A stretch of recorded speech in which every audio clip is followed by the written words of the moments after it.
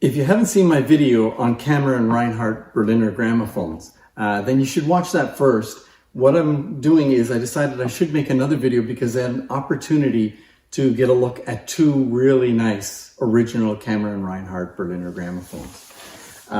As I mentioned in the original video, Emil Berliner, the inventor of the flat disc record, went to Germany in around 1888 and decided to market his invention to see how it did with the public. And he hired the firm of Kammer Reinhardt, a well-known doll maker, to make the original machines, the original gramophones. And here is an original record from that company. They're about 5 inches, single-sided. So this would be really the earliest flat disc records ever manufactured. What's nice is I've got two machines here, both of them from about the same era. Many people consider this one of the first, but it actually turns out this style came a little bit earlier, and that's from research that's been done. And we seem to believe that now that this is an earlier machine. But things are always changing. We're still learning quite a bit about that period of time. More is known about the first couple of years of production, but later it sort of there's not a lot of history written about it. This model is the one on a wood base.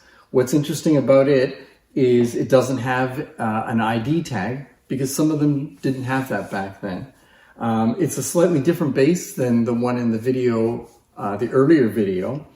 And then I have this one here, which is a cast iron metal base, and very, very sought after machine. Both these are, but this one in particular.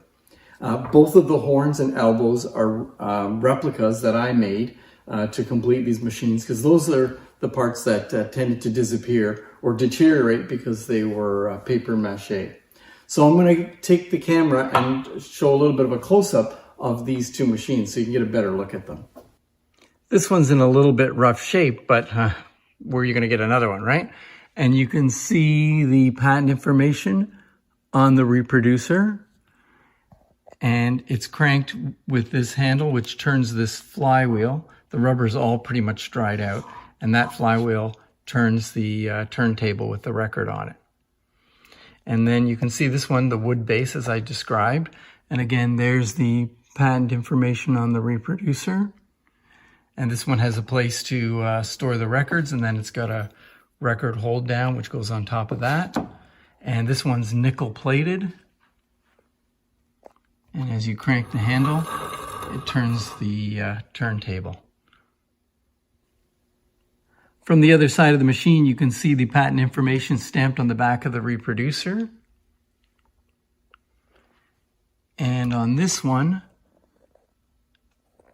it's a little harder to see the patent information, but there it is on the back of the reproducer.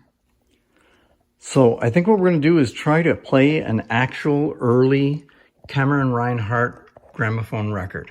So I've set it all up. It actually took a little bit of struggle to get the needle in there because the screw's very rusted, but let's see how it sounds.